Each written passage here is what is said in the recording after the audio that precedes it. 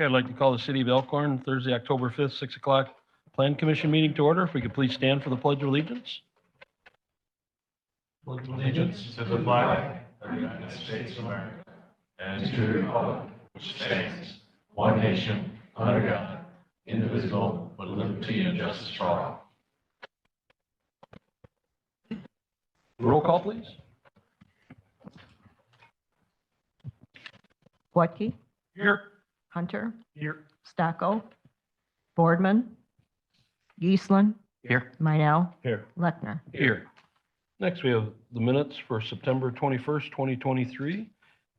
Do I have a motion? So moved. We have a motion to approve. Do we have a second? Second. We have a motion and a second. Any questions or discussion or changes that need to be made? All those in favor? Aye. Opposed? Motion passed on the minutes for September 21st, 2023. Next, we have public hearing and plan commission items. We have two things on the, underneath this. It's Thomas Larson applicant, Creekside Community Development LLC Company, vacant lot on South Lincoln Street at the intersection of East Deer Road, tax key YVSE 00016. First, we have the certified survey map for discussion and recommendation. Allison? So for the certified survey map, they are just seeking a 2-lot CSM to divide the commercial units up at the front of the property off of Lincoln away from the residential. Divide them into 2 lots for future development. It's my assumption that they'll likely be putting those up for sale soon and seeking developers to come in and purchase those. Your recommendation is? Approval for the CSM. Commission members, questions? Do we have a motion? So moved with staff recommendations. We have a motion to approve with staff recommendations for the certified survey map. Do I have a second? Second.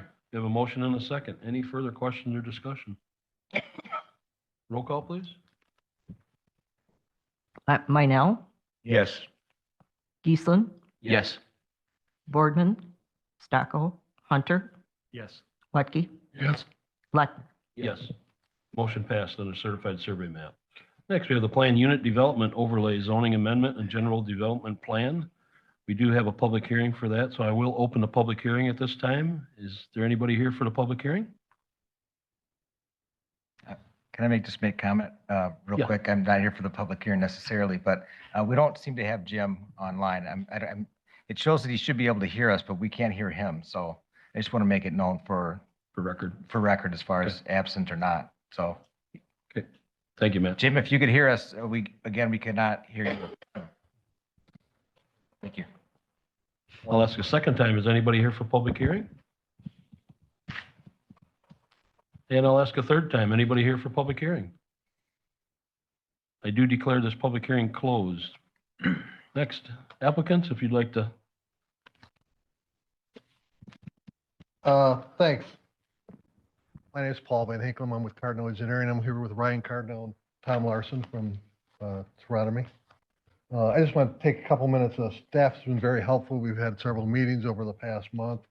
We've got down to a couple little items I'd like to discuss later, but I'd like to talk a couple minutes so you know who you're dealing with. I know you know Toronto Builders, but Toronto Builders started about 25 years ago in East Troy when Tommy, who's here today, call him Tommy, Tom, graduated from West Point, was a ranger in the Army and got out early and decided to come back to work with his dad, Terry, and his brother, Tony, Toronto, Terry, Tony, Tommy.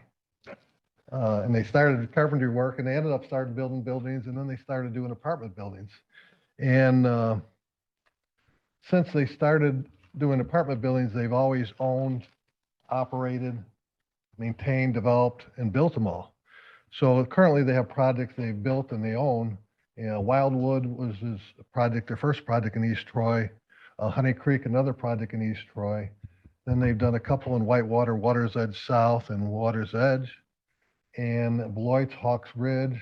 And they currently have got under construction Falcon Ridge, a two-building apartment complex in Delavan, kind of across the street from the Piggly Wiggly next to Festival Park, and Aspire Spire is not started yet, and they've got a couple under development, including Creekside here we're talking about tonight, and Maple Center, which is a bigger, kind of the same size project in McGuanago that was kind of on the books, and McGuanago has some legal issues with some of the neighbors, so that's kind of on hold. So this is their number one project. They anticipate starting soon. We're talking about maybe even starting, if we get approval tonight and at the city council meeting, maybe starting some preliminary dirt work this fall. As you understand, it's in a TID district, which has limits by timeline. So the faster you get going, the faster you create some increment, the better it is for not only Toronto, but for we think the city of Elkhorn. Again, as I talked about it, they're local and they built these projects and they own and operate them. They have about 50 employees. Their office is off I-43 in Bowers. I used to tell them, working for them for a long time, we used to always tell them if you have a problem, they're in the phone book. Well, we've got a phone book anymore, but they're local and they can run, they're involved in their projects. We're talking about on-site managers. We're talking about high-end apartment complex here and on-site managers. They have maintenance staff on staff locally that can respond to problems 24/7. And I think you'll be pleased with the project. If you wanted to see some of them, East Troy is pretty close. There's some in Beloit, but they all have underground parking, which is a really plus in Wisconsin. So again, high-end apartments, clubhouse, full-time on-site manager, a lot of amenities, and we think the commercial project may go before we get done with the apartment buildings. These buildings take about between a year to a year and a half to build. Toronto is committed under the developers agreement to do the first phase, which is 4 buildings and the clubhouse. So that is about $35 million worth of investments in the city of Elkhorn. Total investment in Creekside, which is the residential unit of the development, is going to be somewhere upwards of $135 million. The commercial, we think, is going to be somewhere between $6 to $10 million. So it's pretty significant investment in the city of Elkhorn, and they're excited and they're eager and everybody's like to get going. So with that, you got that video? I don't know if everybody's seen the video. Tommy likes the music, so I thought we'd see if you, but it's a perspective view of the project, including the commercial. I think Matt's gonna get it playing maybe.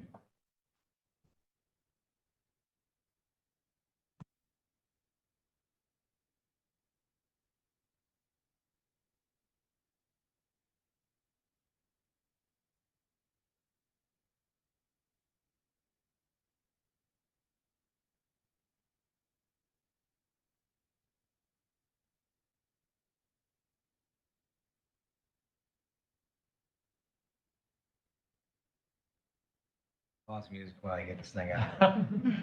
We got the music.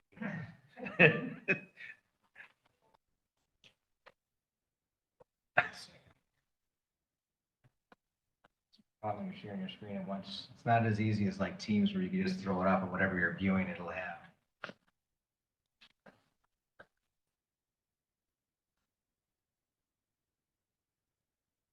There it is. That looks like it. Thank you for your patience.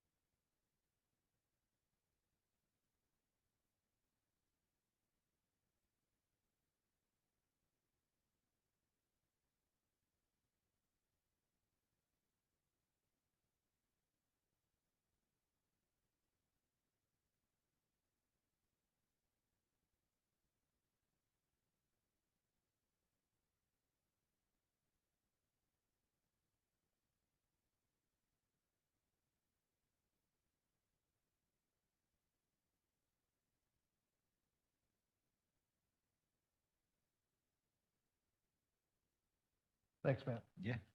So that's a pretty good, they did a pretty nice job. They took some liberties with the pond. It's really the stormwater facility, but besides that, that's pretty accurate. The names may change in some of the commercial projects, but we think they're talking to some people on those commercial projects right now. So we've had several meetings with the staff, and the staff's been very helpful. I chatted with Rod about some of the parking and fire lane issues. So we don't have any issues with the staff's recommendations with the conditions. I'd just like to go over a couple. One was, and I'm going to use Allison's memo from the 28th. No, there will be no dead ends in the water system. Phase one, we're going to connect it to Getson in phase one.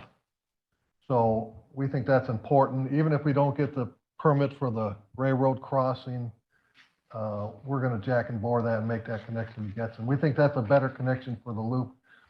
I don't know, Ryan's did some of the water analysis. We don't see any benefit by connection 500 feet north on Lincoln and having new connections there. So we think from the standpoint of the project, it's better to connect at Getson. I think it's better for the city too, and we're committed to do that under phase one. Whether we get the. Would you make that connection up at Centralia, or would that be at the end? Wherever that line ends, Matt, we haven't figured that out yet, but wherever the connection's gonna be. Well, you got an 8-inch line over there? We stub, I know Ryan and I were working close. We were 6 gonna, inch? I think we're gonna match, what was it, 12? I thought it was 12 at Centralia. We're gonna go 12 all the way Okay, until to the existing 12. okay. Thank you. So do we want to do that now before you? We extended, so Getson was constructed 2 years ago, and Centralia extended water main past the match point. So it's not, it goes from 12 to 6 on Getson. Okay. So, yeah, we've done, as far as Centralia, we've extended it past our project limits. So Okay, you so won't, we're okay you won't with- have to dig into the new roadway. That's what I was worried Yeah, about. You'll Yeah. unfortunately probably have to dig into the new roadway for Getson, but not Centralia. So we'll make that connection all the way to 12 to the 12 inch. Thanks for verifying. I think that'd be better for us and for the city too. There was a suggestion about a playground. Toronto has 1,500 units and all these other projects I mentioned. They don't have any specific playgrounds like hot lots. Some of it's liability, some of it's their clientele. These are more professional types. But if there's some specific playground equipment or some items you'd like to see there, based on what the planning commission suggested, we'd be certainly glad to add it. It was just kind of vague in the playground suggestions. They have some amenities, a lot of amenities here. So, but we could look at that when we do the SIP for the second phase, because that was probably where that will be. I think there's talk about moving the volleyball courts up near the clubhouse, so that'd be in phase one also. So unless anybody has a specific item or something, that was kind of vague, and at least what I thought. The second loop that we talked about, if we go to Getson, I think that answers number 3. We don't have any plans for a booster pump. I don't know. Matt, have anybody done a Hardy Cross or some kind of analysis on the system that we think we're gonna have enough pressure? Normally when they don't have enough pressure for the fire system, they add a booster on the other side of the meter. That would be the only boost. We don't think you guys need a booster out there for your system, do you? I've not heard anything from the water department about that. I know that they mentioned the necessity for a loop, but I don't know as far as the pressure. It's not really my department, but I could certainly find out from That's Tim. normally a fire sprinkler system where we have to add them, but they don't get a permit without the right pressure. So sometimes they have some boosters in some of the buildings that they have, but some of them they don't. So Yeah, that would be more of a sprinkler thing if they can't Yeah. get the volume and the pressure they need to push it all the way to yeah, the so top floor. well, They'll have to put a booster pump we think we'd be on our side of the meter, not Right, that'd be on city side. the building side. Correct. So that's the plan, unless somebody from the water department's got something different. I think that was, honestly, now that thinking more about it in a staff meeting, I believe that Tim did say he was questioning how you would get it to the 4th floor for these. So, I mean, it wouldn't be anything that we would have. It would be on your end of the meter, so. Yeah, and you know, we're between the industrial park and the main part of the city. I would think there's 12-inch line. I think we're probably okay, but. So if that comes up, we need something, we'll address that in the SIP. Had some conversations with Rod. Originally, we talked, some of the planning, not Allison, but another planners you guys hired, suggested some traffic calming devices, which we had our traffic guy look at some of the items. One suggestion was add a median in between the parking stalls. Well, when we did that, we had two 13-feet lanes divided by a median. Rod felt like from the fire code, we needed a 20-foot. So we're probably going back to the 26-foot wide without the median and maybe address it with some stop signs or some other devices. I don't want speed bumps, but we want to make sure we meet the fire code. So we're going to be 20 feet on the parking. And we may have to extend some of the drives to the back for 20 feet so we can get a fire truck back there in case Rod needs but I suspect he'll be involved in the SIP plans when we do phase 1 and phase 2.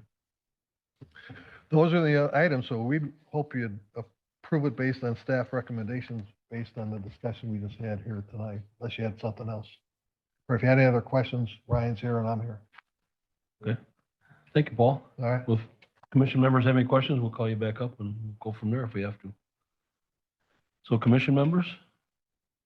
Allison, do you have anything to add? There are a few things I would like to add. I would also like Naomi to speak a little bit about the project, as well as Lee Brown from Tesco. We have him here tonight. So if we maybe want to start with Lee, he can talk about his memo that he provided a little bit. And if there's anything he wants to add, that would be helpful. Okay. So Lee? You can use the desk if you'd like with the microphone there. Yep. Yeah.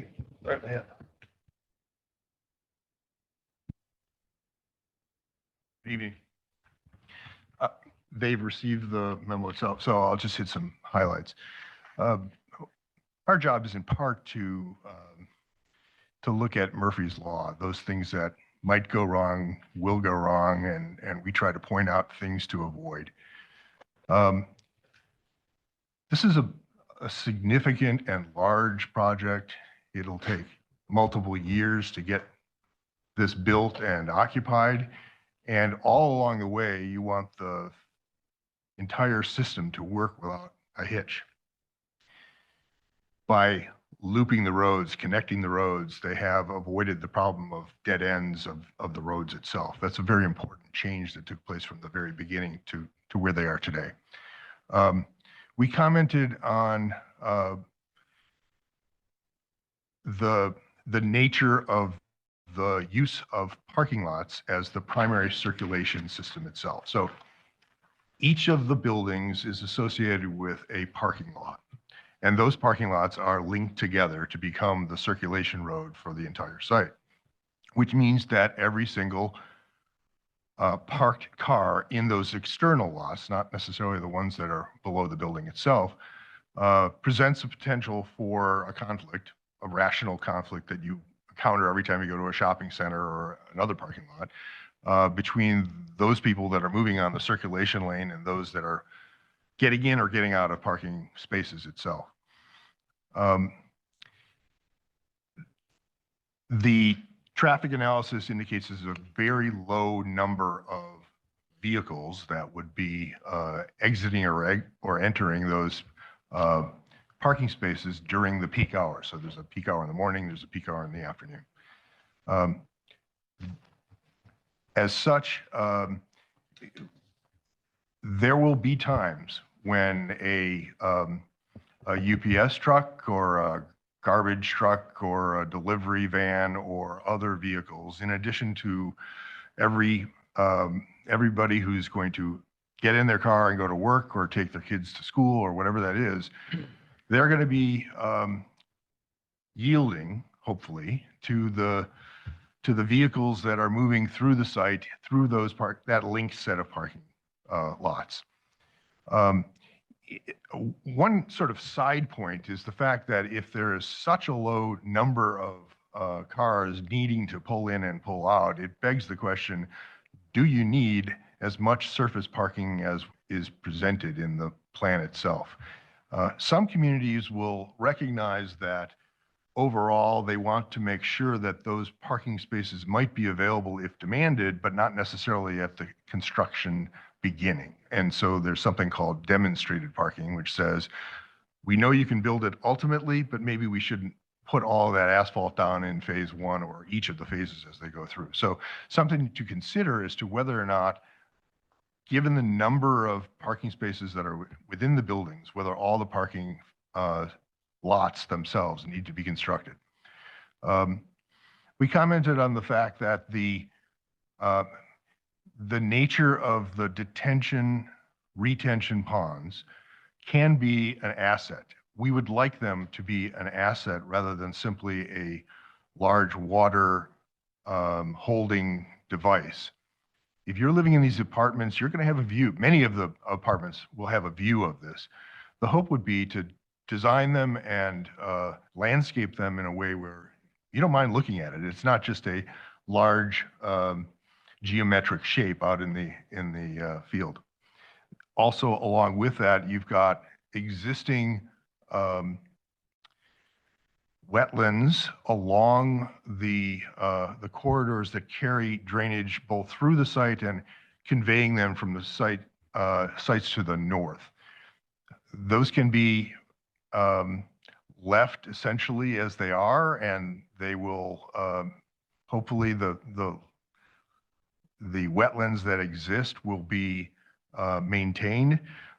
But from my Murphy's Law view, it means that we would want those to be physically designated with plant materials that people won't run through them and trip or fall in the waterways. We don't suggest fences or walls or any other physical limitation, but it can be done well with landscaping that will survive and actually be enhancing the character of those swales rather than just an engineered straight line as they physically were created when the farmer wanted to keep the water where the ends of the cultivated rows were. They can be naturalized through the landscaping of the right kind of native plant materials and do two things: make them more attractive and at the same time create a maintainable, sustainable environment along that wetland area.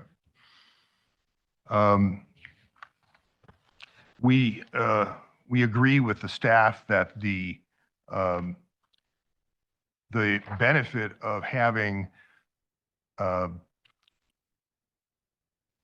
play spaces that are accessible to young people, whether or not this tracks with the national figures in terms of the number of students and children that are going to be generated. Even if it didn't generate the, we had a figure in here that represents a calculus of how many kids were going to be in the site. Beyond the fact that they will naturally be members or residents, there are a number of these units that are targeted for seniors. Seniors often have grandchildren and others visit with them. And so it's not simply for residents of the site. It's the potential that their kids, their grandkids would be out there enjoying that. They don't all play tennis. They don't all play bags or whatever. So that was part of the reasoning for suggesting strongly that there be facilities that address more than just those residents who are of court sport age. I think that's probably the biggest of the issues. There's still quite a number of things that will need to be nailed down between now and the time that the final details are part of the PUD process. Things like the temporary access of to Lincoln and its location, Obviously, whether or not the extension to Getson is permanent or is allowed essentially by the railroad, et cetera, those things are going to have to be, those details will come at a later time. But at this stage, there's enough information about everything but the commercial part. Our concern is there's not enough detail on the commercial at this stage to know that they are going to function the way, we don't have a design on buildings, we don't have a design on sites. Our recommendation is the general development plan at this stage should be approved for the residential portion and not yet ready for the commercial portion. Okay, thank you. Naomi, did you want to? Sure. I have a review letter. There's 2 review letters actually in the packet. One has an August date. But the September 27th date pretty much supersedes it. So feel free to read both, but I'm going to refer to the September 27th memo. There's, at the GDP stage, from an engineering standpoint, we try to look at the big picture. There's not a lot of detail for utility installation yet. There's not a lot of detail on road cross sections. We will note that there's a couple sections of public road being developed. That's the cul-de-sac coming into the property, or the circle rather coming into the property, and then the connection that gets in between the property line and the gets in right away. Those will be public road standards and part of the public road MAT's jurisdiction. The other roadways will be private. All utilities will be public. Storm sewer is always private, and the stormwater ponds will be private. So just kind of a recap there. I do want to note that similar to what Lee has said, the GDP for the commercial lots, there's no stormwater pond shown on the commercial lots. The commercial lots will provide their own stormwater on a lot-by-lot basis. So that's not clearly identified as part of the commercial lots. The specific road connection at Getson and across the railroad, specifics to that should be subject to Department of Public Works and Engineering approval. We're not, at this point, not quite sure exact location, what the cross-section will look like. That'll kind of depend on the permitting process through the railroad. So that's just a general comment. I did want to clarify the phasing plan, and maybe what Paul kind of explained, that they will run the water. Maybe that explains the phasing marks of phase 1 at the Getson extension. That was kind of, so phase 1 limits, and then there's some phase 1 shading at Getson. So it's a little bit, it didn't make much sense to me. So my comment was, if we're going to do that part of Getson, we extended the phase 1 improvements so we can utilize the road connection, or we do it all at the same phase in phase 2. So I wasn't clear on that phasing, that change to the phasing plan. Permanent access road off of Lincoln, that's it's referred to as temporary. I think they want to make it permanent. That's the second connection on Lincoln. That's roughly 615 feet from the new proposed signalized intersection. And in Neil's review, and Neil's here, he can talk more about the traffic analysis, but in Neil's review, that did not include that entrance because it was added later, so that should be updated just to reflect that ingress egress location. The internal traffic diagram, I'm gonna let Neil talk. Thanks, Naomi. The internal traffic did review that, and as Lee mentioned, the initial internal traffic distribution, the parking lots are not that heavily utilized. In fact, the report said that the generation would be like less than, I think, 5 an hour. The internal circulation memo still used an older site plan. I don't, for to calculate the numbers, the site plan itself matched what was in there, but since the original calculation for trips was based on a different site plan, wanted to verify how that was calculated.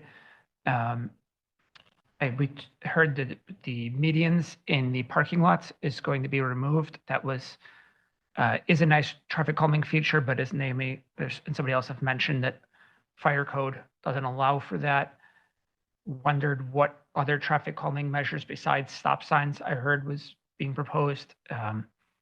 Stop signs can work, but they don't. Ultimately, people end up just speeding between the stop signs and you create more problems.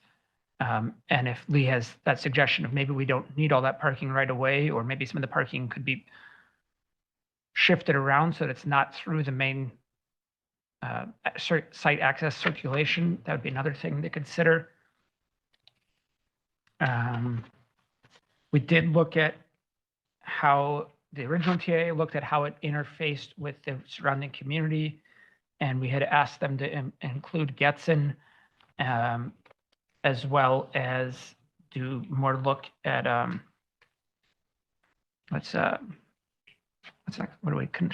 Centralia, thank you. And the volumes on that side of the development are pretty low. Most of the traffic is going to be using the signalized intersection. And in fact, most of it looks like the analysis predicts it's going to be going towards I-43. Let's see if I had anything else.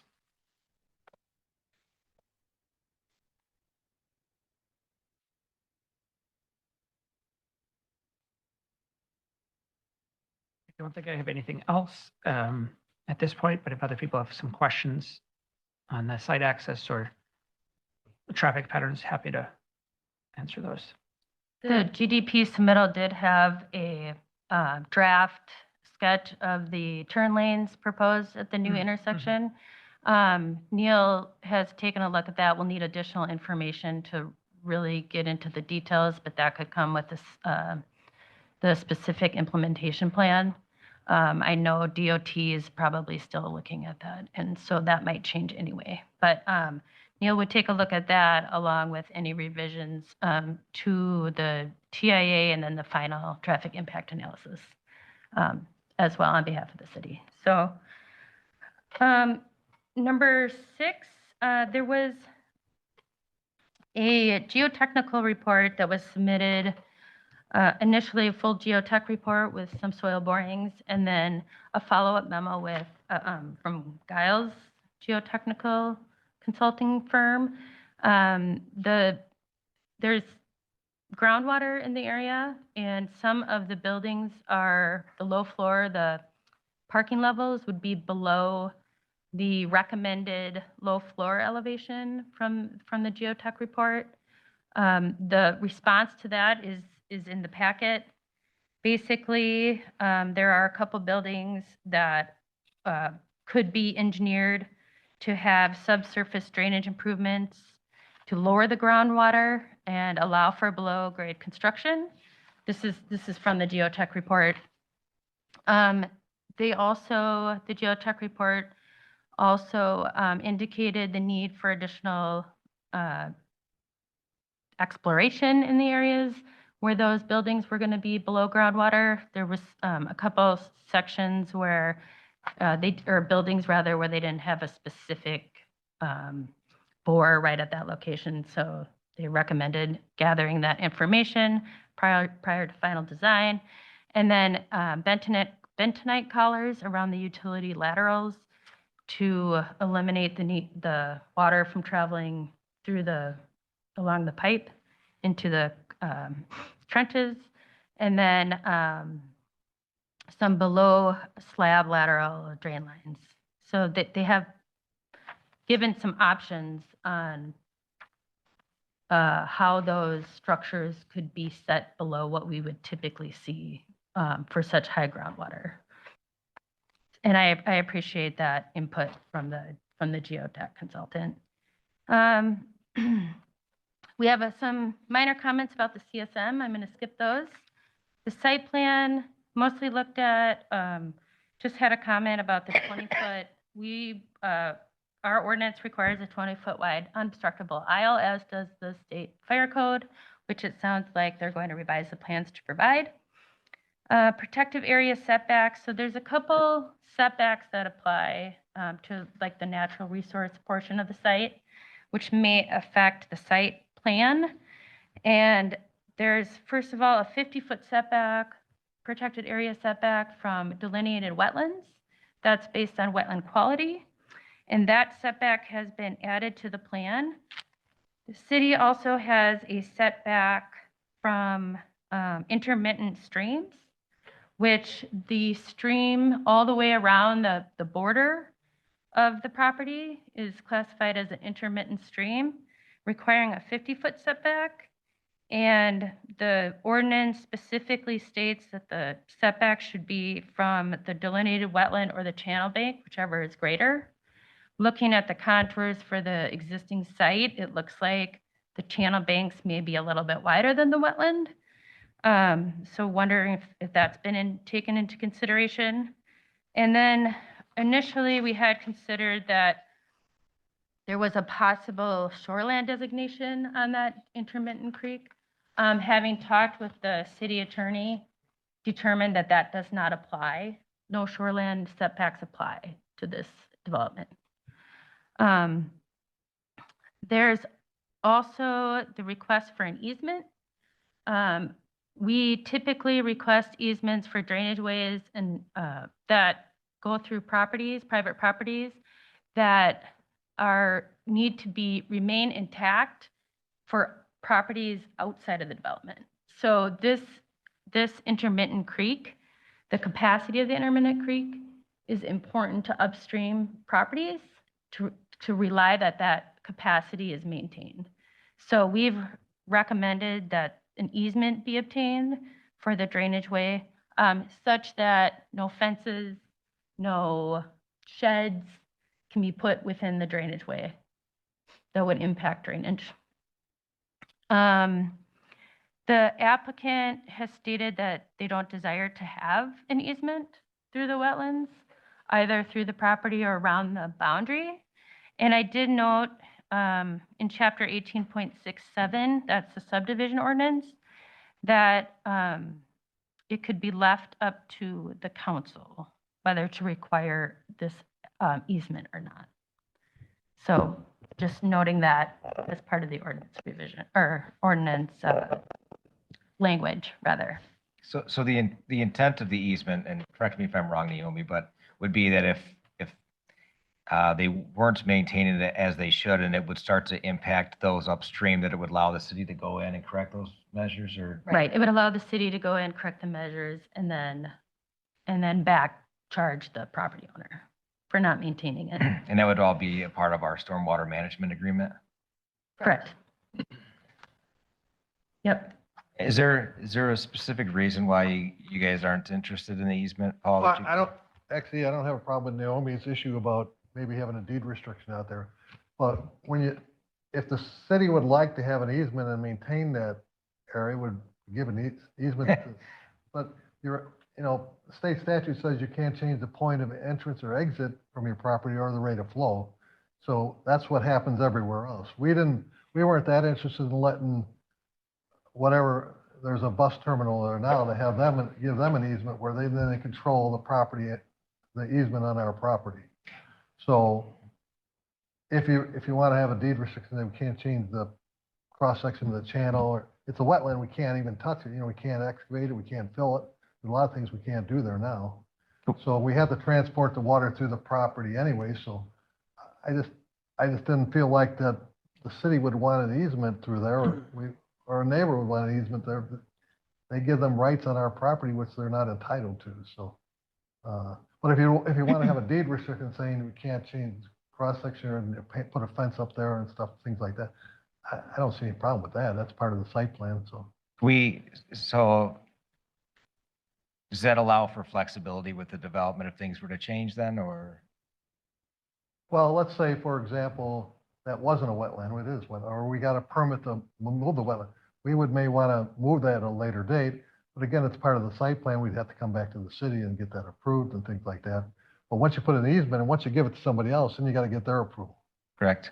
And I'm not that concerned if the city would want to do that and maintain that easement, right? Yeah, also, I mean, we're going to have a stormwater maintenance agreement on the property anyways. And I was actually just it can gonna be a say- line item in the stormwater maintenance agreement, specifically with the exhibit calling out the wetlands as well.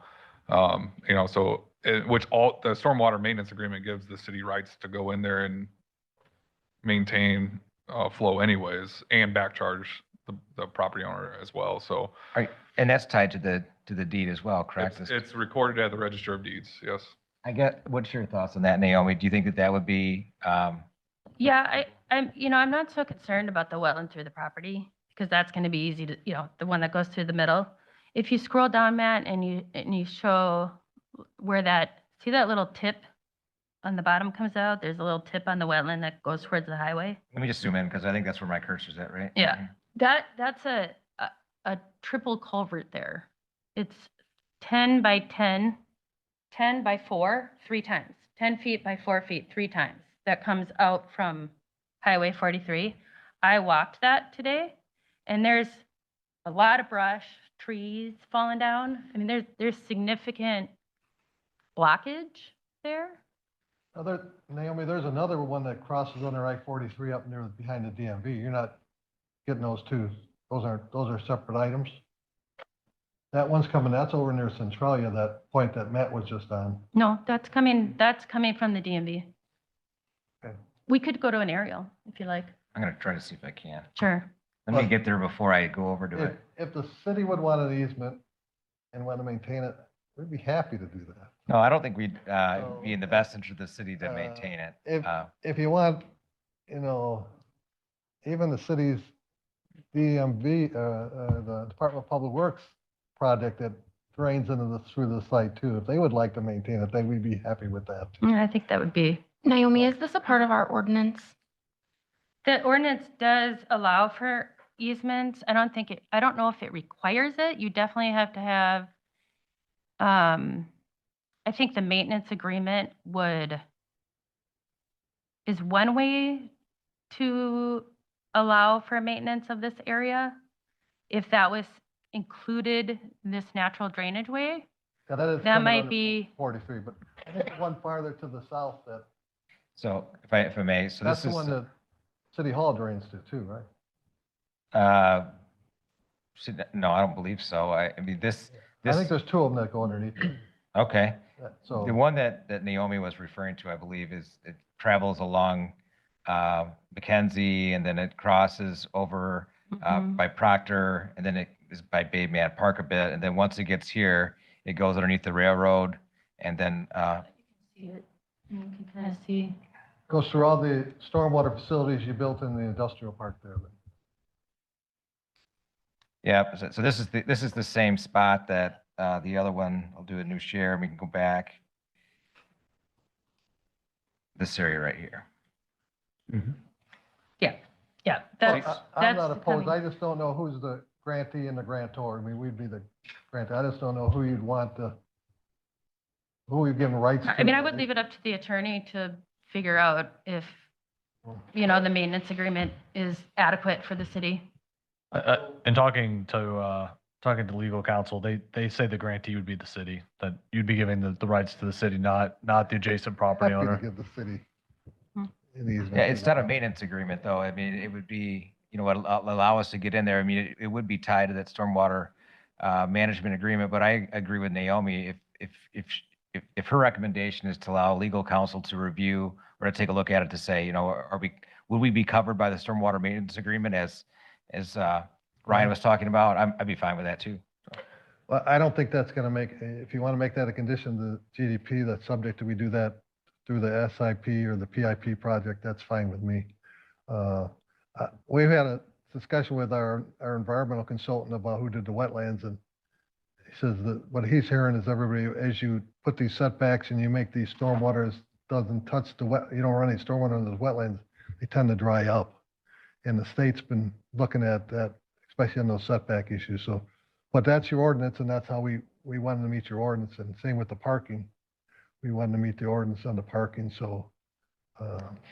Adam, did you reach out to legal counsel on the easement? Wasn't it suggested by legal counsel to have an easement? Yeah, like I said, they said that it is common practice to get an easement for maintaining stormwater if the developer doesn't maintain it, so. Sure. So it is in the best interest of the city to have it. being common practice, all this. You know, staff's been really helpful, and this is a big project, and there's a lot of items that we think we need to address, especially when you get on the specific and the implementation plans.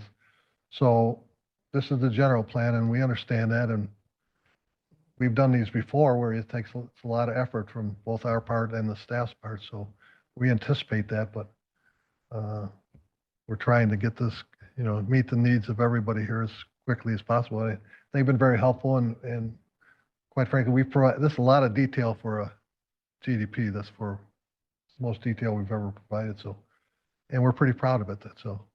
Yeah, and I don't think that any of us believe that there'd be any issues with you guys maintaining it, but 50 years from now, 25 or whatever, so many years from now, if it was blocked up and it was causing problems for the folks upstream, then it would again provide the opportunity for the city to get involved and remedy that, whether it be through the stormwater agreement. I don't know if that was legal's comments. I don't know if they even considered possibly utilizing the tool of a stormwater management agreement. If that was that Ward that made that comment, or was it? It was in consultation with one of our zoning specific Okay. / development specific attorneys. Yeah, we could certainly follow up with them to What, see. what I'd like to ask the committee then is, just if we can have it as a condition that I'd like to present my proposal for what the stormwater maintenance agreement is specifically calling out this area. And if that's acceptable, that's great. If not, then we're happy to put an easement on it. Okay. So that's what I would like to ask of the committee tonight. Thank you for that discussion. I think the last thing then is still related to drainage and this drainage that comes from Highway 43. We had a meeting to discuss kind of the stormwater flow through the site. And I asked for a 100-year high water level determination because we have an ordinance provision that looks at the lowest penetration level of the structures compared to the high water level. And I'm still waiting for some response. I had provided a estimated drainage area of about 1,200 acres that comes through, that's 2 square miles that comes through the culvert from DOT. And the analysis provided had 200 acres. So just kind of wondering where I was off so much and what that would look like. And just verifying that, so this drainage area would mostly affect the building, the senior housing building, potentially affect the senior, it's further towards the pond. So, and maybe senior 10, living 10, senior living 11 potentially. And then the grading of that stormwater basin looks to be real close to the top of bank.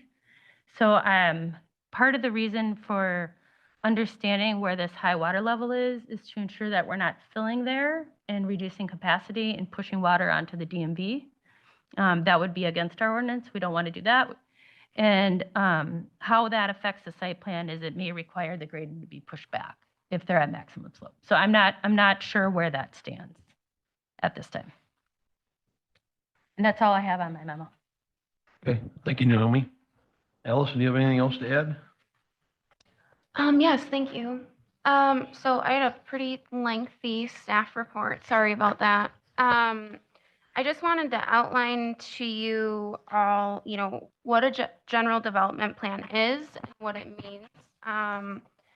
As Geronimo has stated, this is a really, really big project, and it shapes the direction of our community as a whole for many, many years. So we have to take that into consideration. So I had a lot of outlines from our 2040 comprehensive plan because I wanted to review this development in relation to our comprehensive plan. What are our goals for the city? What does our comprehensive plan say? Does this match our comprehensive plan? And so that's what the Plan Commission and everyone has to take into consideration along with this development. It's a great project. I've enjoyed working with Geronimi.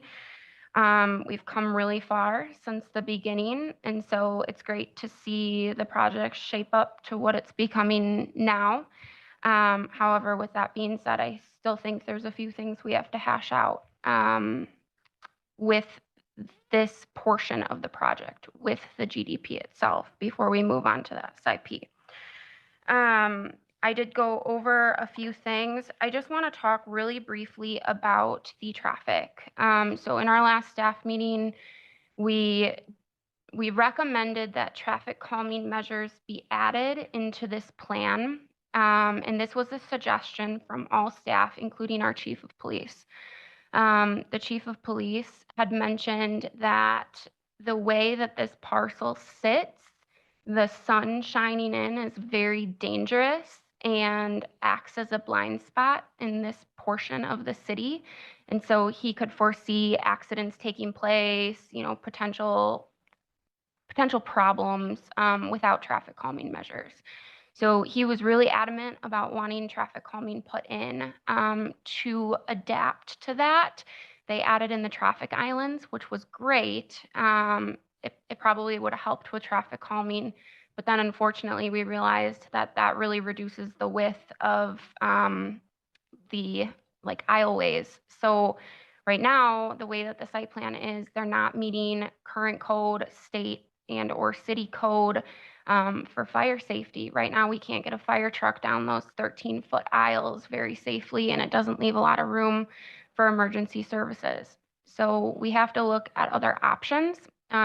This last week when I spoke with the chief of police, he was still very adamant about finding other ways to put traffic calming measures into this development.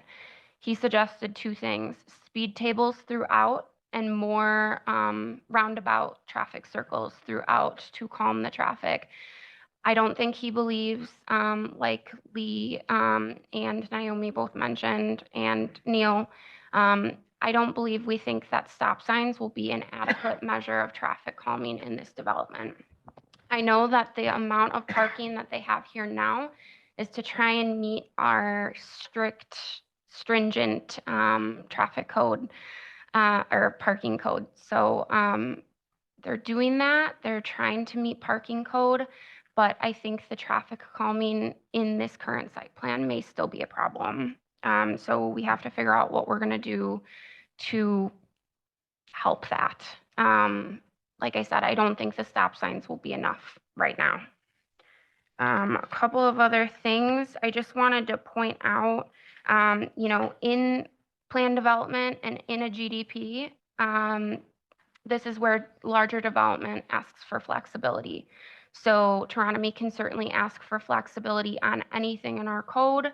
That's the purpose of a plan development. It's so that the development can be developed in a really unique way. So that's perfectly fine, but in my staff report, I did just outline a few areas where they are asking for leniency, so you're aware of that. They're not meeting specific requirements of our parking ordinance, but that's okay. It's not a major issue. They are going over the maximum height of the buildings per code. Our max height right now is 35. And they are proposing, our code is 35 feet and they're proposing 68 feet. So just to kind of put that into perspective, those are the size of buildings you're looking at. So just be thinking about that as you're kind of putting this development into perspective there. Those are some big things I wanted to point out. Earlier, we talked about the water loops. The water and utility department thought that it was important to add a second loop just to make sure that adequate water supply was going to be brought into such a large development. It sounds like they're going to do that off of Getson now, which is great. We didn't know if that would be possible to bore under the railroad or if there's special permits required for that. But having 2 loops brought to the site immediately is important because if anything happens, emergency services have to have adequate water supply to that facility, regardless of if it's at full build-out phase or not at full build-out phase. So that's just one thing that was mentioned in our last staff review, which is why we brought that up. We did talk about the playground space already. That was a suggestion just from staff. We thought it might be nice to just add something in for younger age children, even if the target right now isn't necessarily large families. Maybe there is families visiting or things like that, kids coming in from the community, whatever it may be. That was just one very minor recommendation we had. I think I've touched on majority of the big traffic safety items. Does anyone have any specific questions? I've got plenty from, is there a need for us to even think about voting on this? Because we've spent over 50 minutes and we haven't asked any questions yet. And it sounds like we're far from the right plans and the right people making the decisions before we can even get to the larger picture of does it fit? And having been a part of the 2030 and the 2040 plan for the city, I'm quite aware of the impact that this will have with not only traffic patterns, but our school district and stuff like that too. So again, we spent all this time on the nitty gritty, which we don't have the answers for. So what is the recommendation, I guess, is do you want me to call the question or do we want to table this? Or do you feel as though you have all the information that you need, or do we have to come back 2 weeks from now? Sure, I think that's a great question. From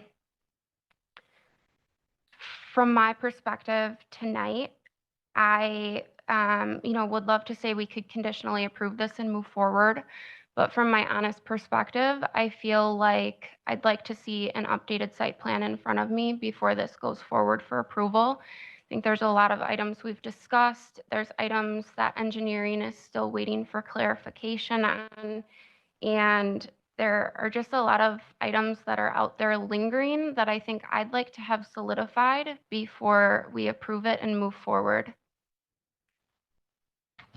I would second that. I mean, there's still some comments that I would like to see addressed and just have a better understanding of stormwater through the site before we agree on a site plan.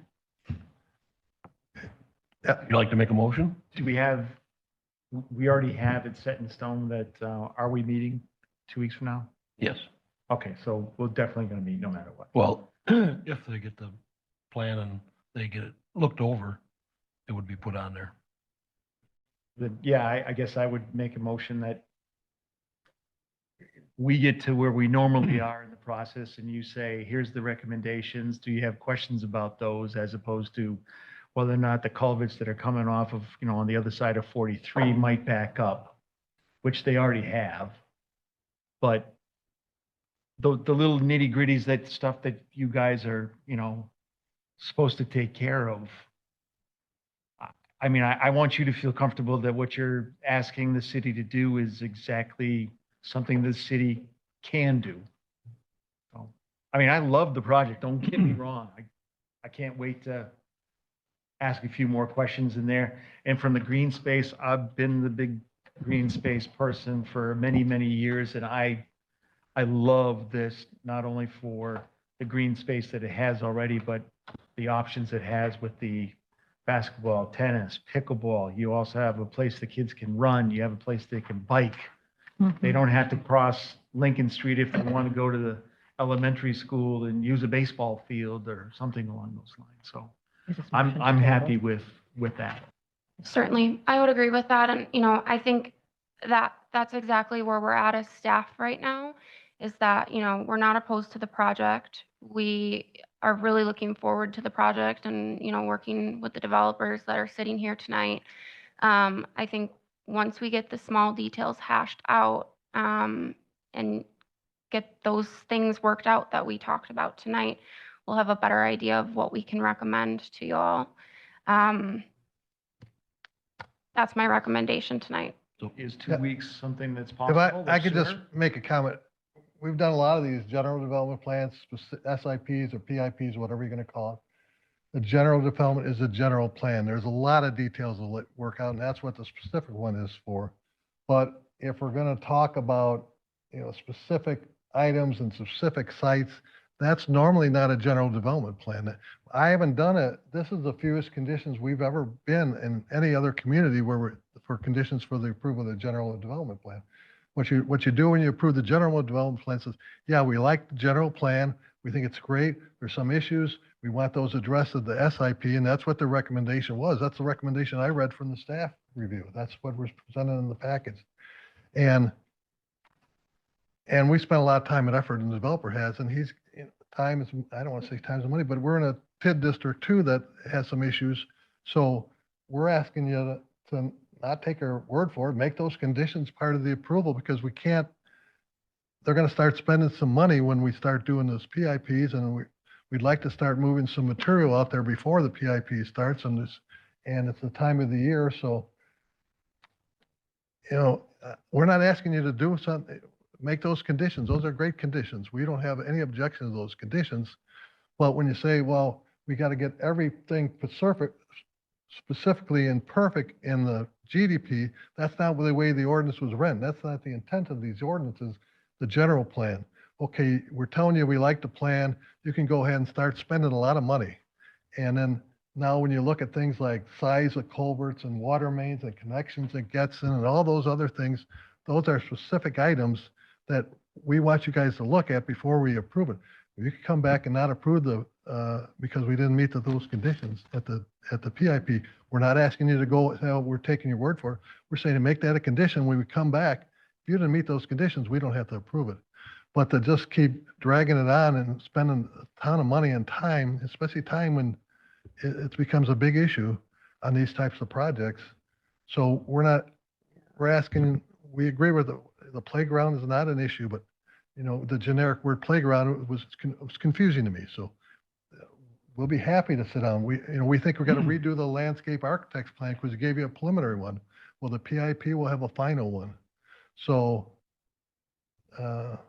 staff's been great, but at some points you got to give them directions. Hey, we like the plan, and work with them on the PIP, or you don't like it and we'll go down the road. So that's kind of where we're at. And just for the Plan Commission's knowledge, I mean, they gave us an original proposal back in the first week of August, and we've been working with them for 2 months. And this is, this at least the second version that they've submitted since then. So there's been a lot of review of it. So I just want the Plan Commission to be aware that this is not something that staff has seen for the first time. And as you could tell, staff requested that they add the islands, and they then did that, and then the staff said, wait, nope, that's a mistake.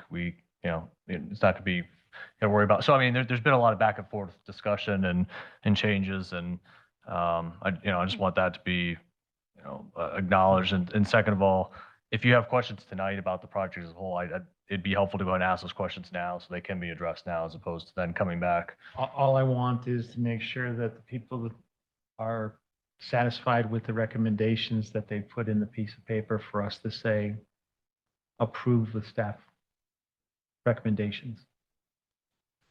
And if they feel happy about that, then I feel happy about it. I think the project's going to be great. So do I have a motion? Excuse me. Do I have a motion to approve, or do I have a motion to table? Any Plan Commission members want to make a motion?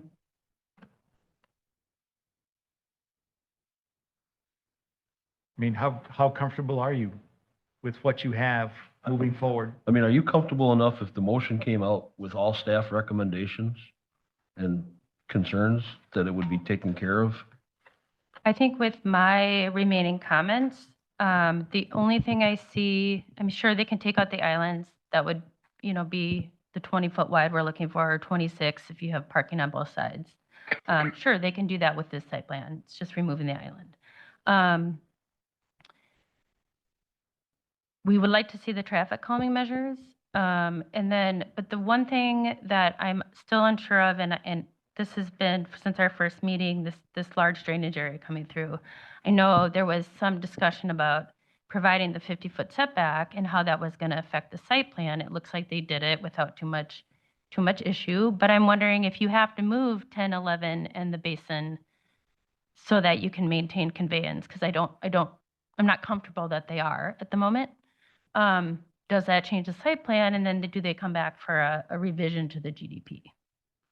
That would be my, I can speak to that. I mean, we're not asking for relief from that 50-foot, and we don't have any expectation to. And we'll work through that. My argument is that's a very specific detail. Going through a HEC-RAS study of a drainage way to determine the 100-year floodplain is a very, very detailed, time-intensive, and expensive effort. We'll do it. If you need us to, we'll do it.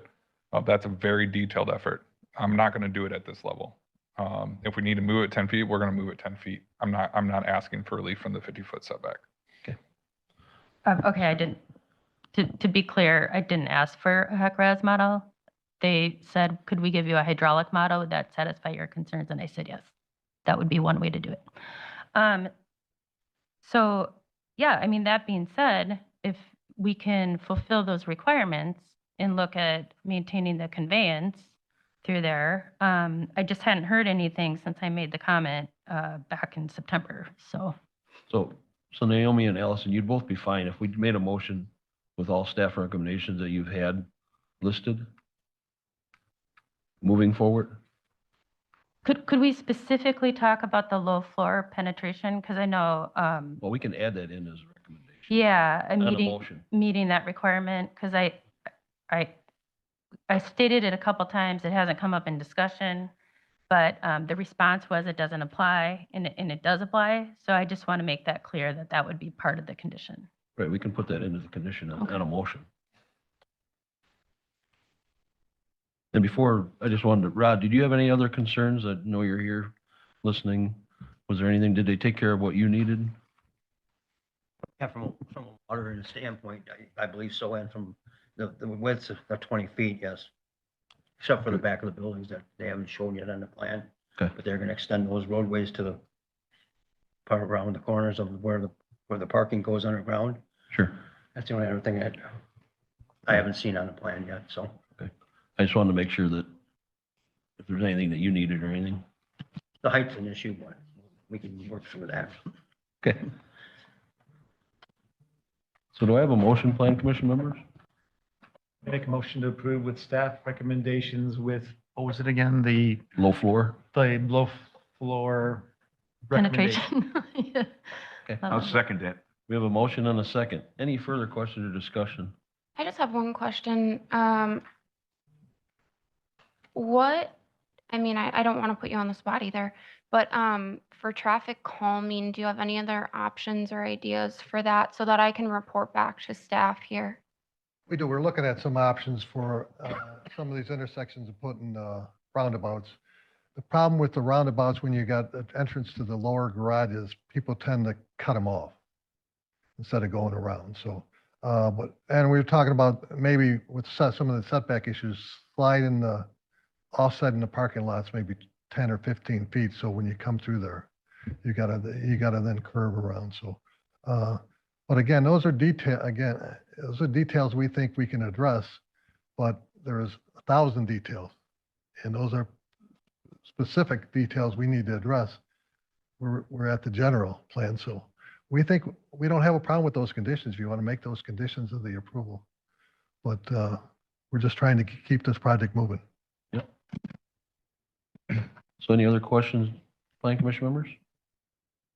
Roll call vote, please. Whitky, Yes. Hunter, Yes. Stocko, Boardman, Geisling, Yes. Minell, Yes. Lechner. Yes. Motion passed. Sherry, that he did have Jim said yes over the Okay. meeting. Okay, so motion passed. So that'll move on to council, correct? Thank you. Okay, next, general discussion items, updates. Any updates, Allison?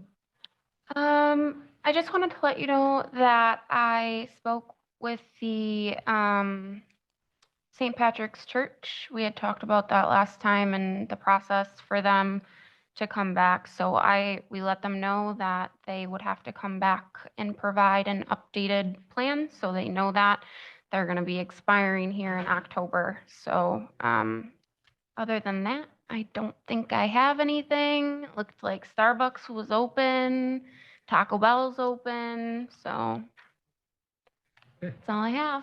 Perfect, thank you. Next meeting, October 19th, at 6 o'clock, correct? And then we do have November 2nd too? Yep, we do have one on November 2nd too, so. We have a motion to adjourn. Motion to adjourn. We have a second? Second. All those in favor? Aye. Opposed? Meeting adjourned. Thank you, everyone.